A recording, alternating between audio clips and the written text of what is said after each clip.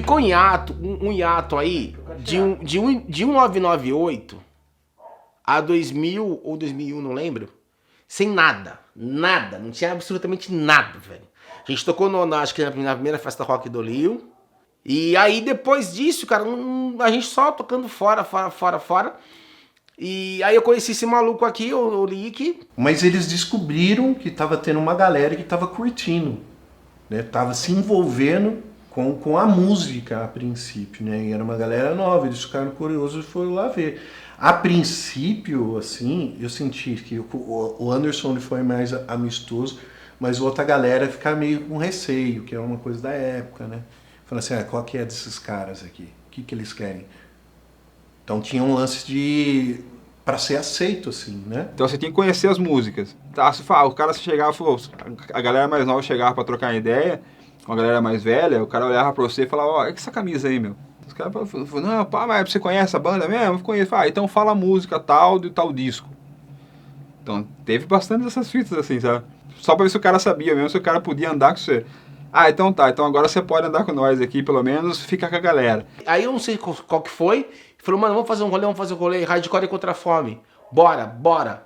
A gente meteu lá umas 500 cabeças dentro do dominó, e aí foi o início, cara, porque daí a galera começou a refazer rolê, mano. Mas a gente começou a fazer só rolê com bandas underground, só com música própria, que a gente tem esse foco na missão. Eu achei um lugar para organizar os shows que virou, nesses primeiros shows, a nossa casa, né? Era o Salão Dominó, ele marcou uma época, né? Então eu tenho um carinho muito grande pela essa primeira onda de shows que fez a cena eclodir aqui de hardcore.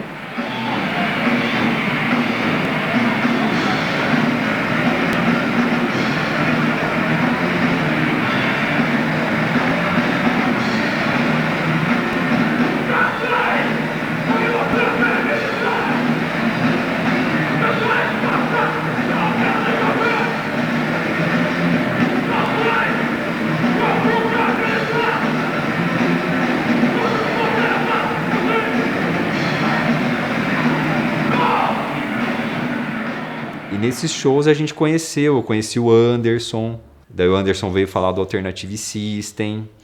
Eu acho que talvez através do Anderson eu tenha conhecido o Lick, eu acho, se pá foi através do Anderson. Porque tava em ebulição assim uma cena aqui, né? Tava nascendo uma cena aqui na cidade na época.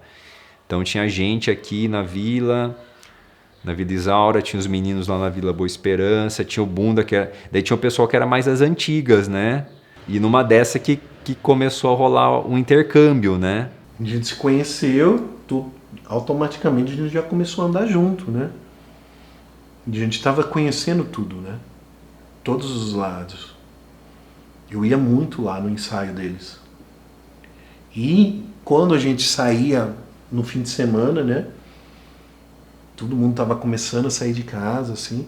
A gente andava tudo em grupo, né? Ia tudo a pé, em todos os lugares. E o que virava na época, assim, eu lembro muito bem, era o bangalô, assim. A galera alternativa da cidade colava lá no bangalô, lá. E nessa época aí, a galera que andava de patins comigo também colava com os caras. A galera do Nosso Teto fez uma amizade muito grande. Sempre teve com eles lá e nunca se desentenderam, assim.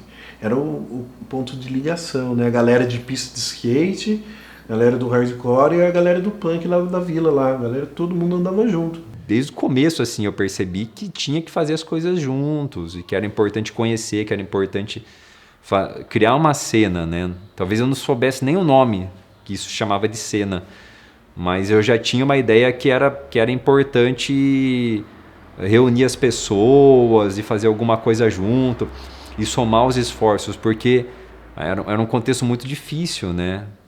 Tudo era muito escasso, informação era escassa, equipamento era escasso, show era escasso. Daí a gente formou uma banda que se chamava Facção Cidade na época, né? Uma banda que começou tocando rock dos anos 80, que era o que a gente tinha mais acessível, assim, e com o tempo foi se interessando principalmente por som punk, assim. O primeiro show foi lá no Natureza Rock Fest, que a gente acabou organizando porque não tinha shows para as bandas tocarem. Então a gente pensou, vamos fazer show. Mas como fazer? A gente não tinha ideia, a gente não tinha dinheiro, não tinha espaço, não tinha nada. Tinha alguns eventos que aconteciam na Espaço da Natureza. O João pensou, não sei, vamos tentar, como é que a gente vai fazer show? Como tinha as questões de zine, a galera também especificava muito, como faça você mesmo, como organizar seu show e tal. Então tinha algumas especificações do que fazer. O engraçado é que a gente não tinha assim a menor noção de como era organizar um show. A gente não conhecia nem banda para tocar. A gente teve que ir atrás das bandas assim, saber onde tinha banda, tal. Não conhecia os caras das bandas, conhecia as bandas aqui de Itapira, assim, que chamou algumas delas, mas queria trazer umas bandas de fora também. A gente não sabia fazer cartaz. A gente fez todos os corre para locação, para ver o que fazia, o que ainda precisar, e acabou organizando esse show. Rolou legal, apesar da distância, ainda foi uma galera, foi massa. Então, assim, era um bando de moleque, assim, sem muita noção do que estava fazendo, mas a vontade compensava a falta de noção, né? A vontade de fazer as coisas acontecer compensava essa falta de noção.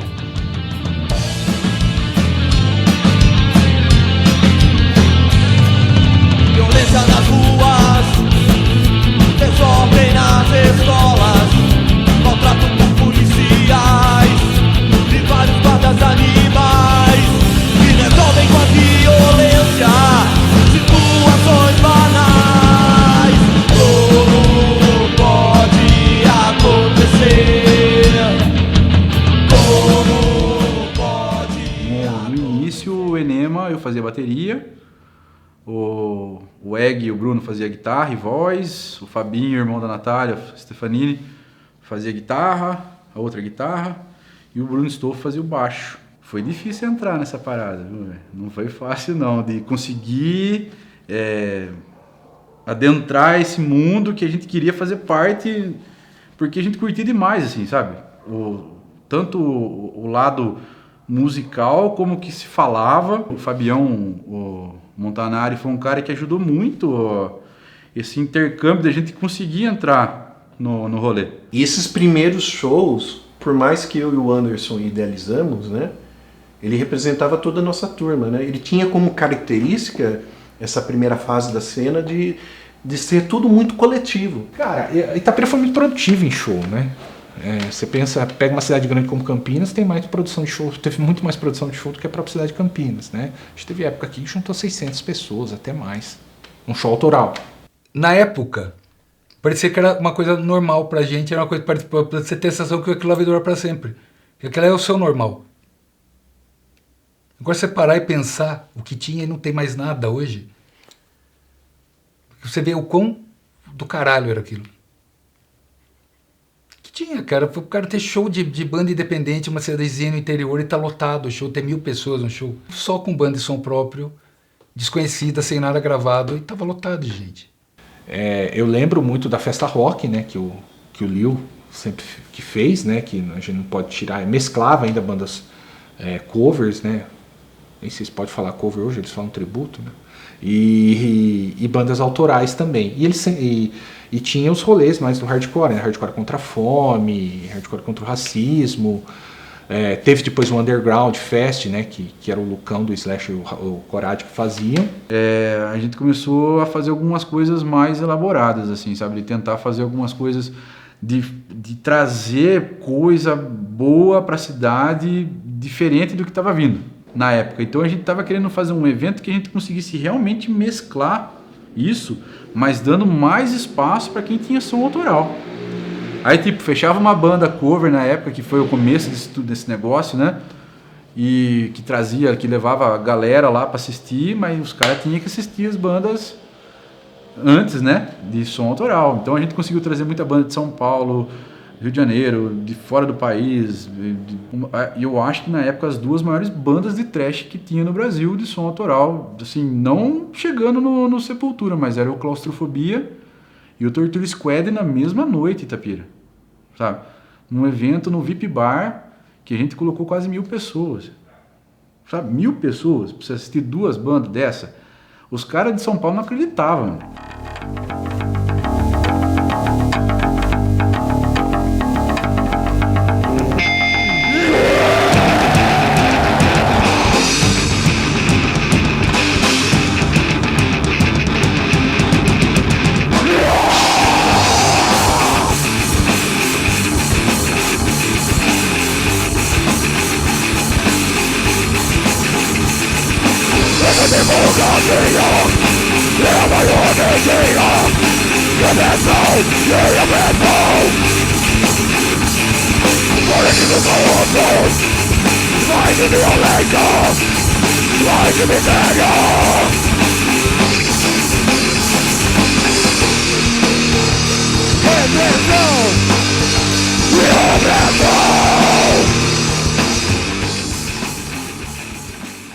Eu vi ali uma possibilidade de algo que eu nem sabia o nome, que depois eu fui entender que o nome mais apropriado era uma cena, era de cena, né? Porque tinha uma diversidade, a diversidade não me incomodava. Então, na minha cabeça, se a gente unisse as forças,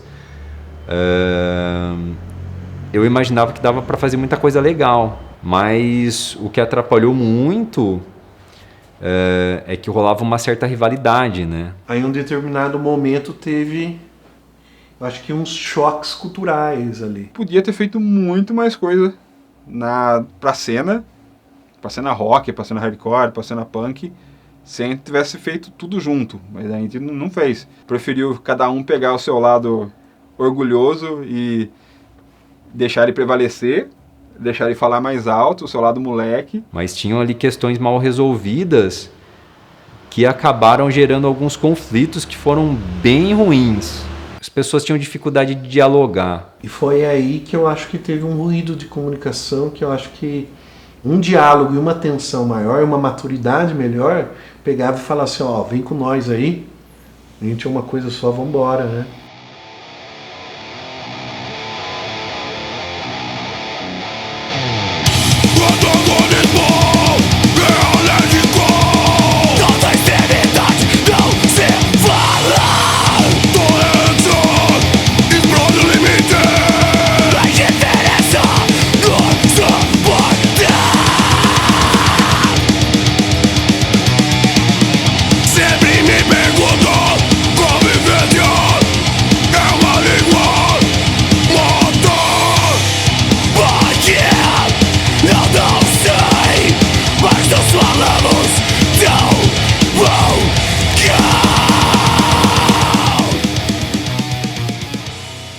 Eu li que a gente fazia muito evento, né, cara? A gente...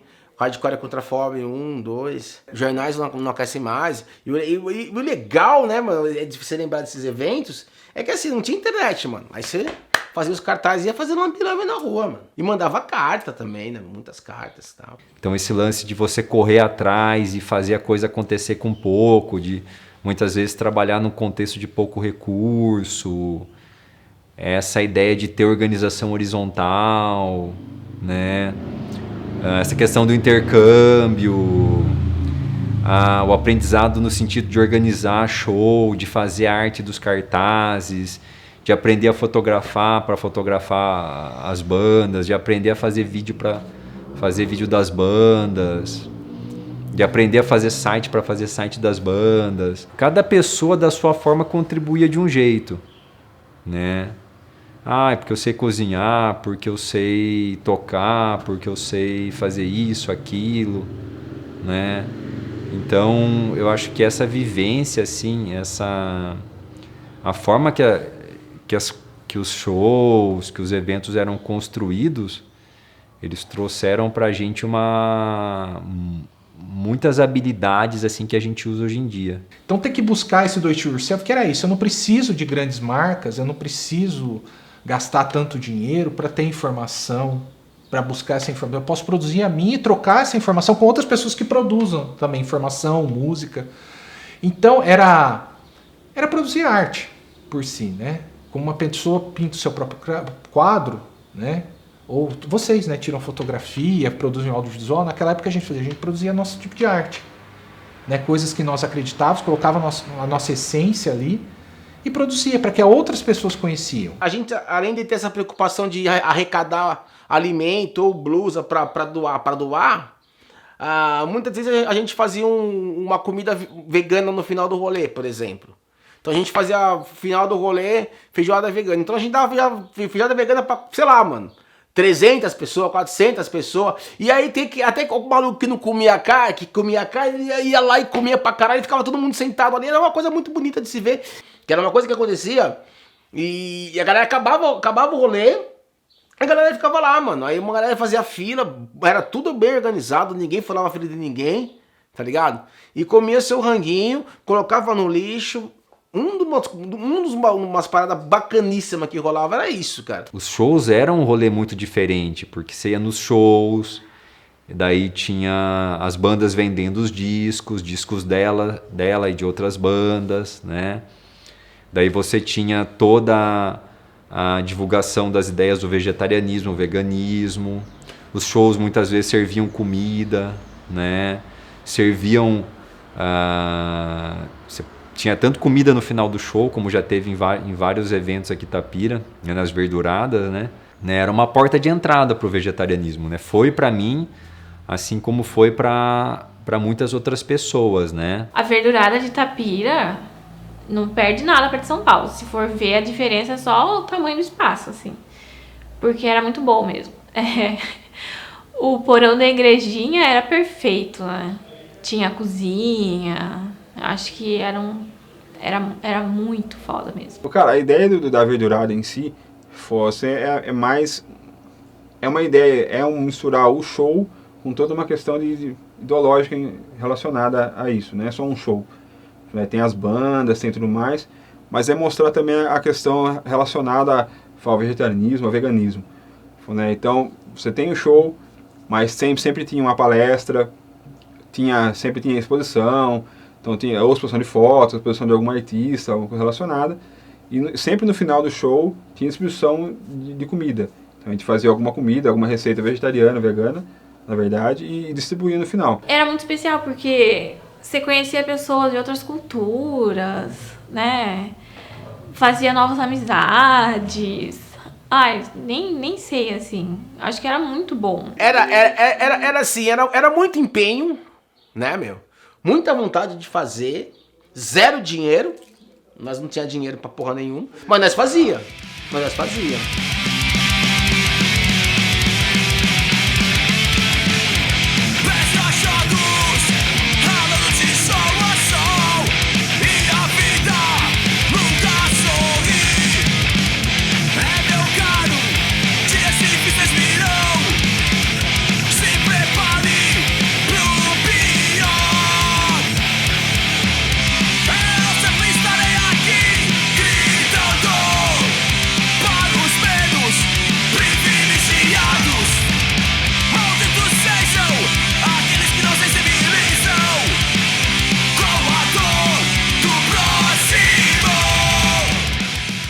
O que aconteceu, mais ou menos, que eu me lembro, né? Teve esses primeiros shows que formou-se uma cena, né? Que teve esse caráter de ser mais coletivo. Todo mundo estava descobrindo coisas, né? Ele estava começando a ter intercâmbios, conhecendo as outras cidades, as outras cenas, indo para São Paulo, né? Experimentando, vivendo tudo aquilo, né? E aí logo em seguida, acho que depois de uns 2 anos, 3, não sei, aí começou a rolar o rolê de banda cover, aonde foi enfraquecendo o nosso rolê. O nosso rolê, aí quando a gente fez acho que a gente fez Coligueri, né, cara? Que a gente fez Coligueri. E era meio carinha. E a gente apostou, porque a gente tava vindo de vários rolês com um monte de gente, pode crer. E aí no Coligueri a gente viu que o negócio tava começando a zoar. Porque daí, cara, tava rolando show de banda cover e tal. Era uma molecada que não é tem muito grana. Falou, mano, quero ver o cover desse DC, você é louco, velho. Essas coisas eu nem sei quem que é. E aí o negócio começou a partir para esse lado aí. E nós a gente começou a sair fora da cidade, mano. Sempre fora da cidade. E a gente alimentando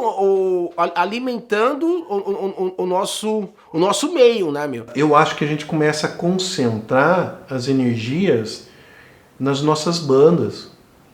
E aí a gente começou a excursionar mais para fora, vivenciar as coisas mais para fora, né? Continuou fazendo as coisas aqui, mas com menos intensidade, mas nunca parou, né?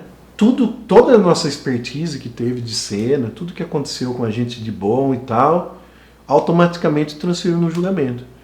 E a gente começou a rodar, tocar sempre, tocar bastante, e participar de grandes shows. Aí foi assim que a gente conseguiu tocar com todas as bandas que eram no mesmo estilo que a nossa, que a gente curtia aqui no Brasil, e também abrir shows para as bandas que eram nossas referências do Julgamento na época das bandas gringas.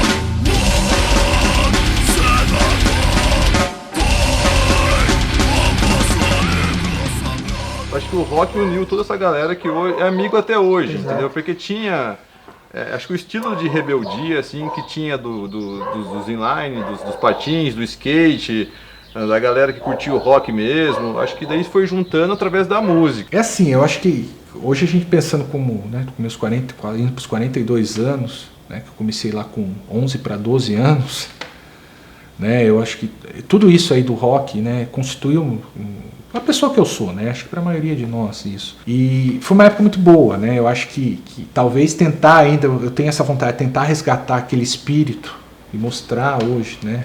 De alguma forma, talvez não pelo rock, mas mais para a juventude, falar esse espírito rebelde, mas que fazia algo produtivo, precisa estar mais vinculado, né?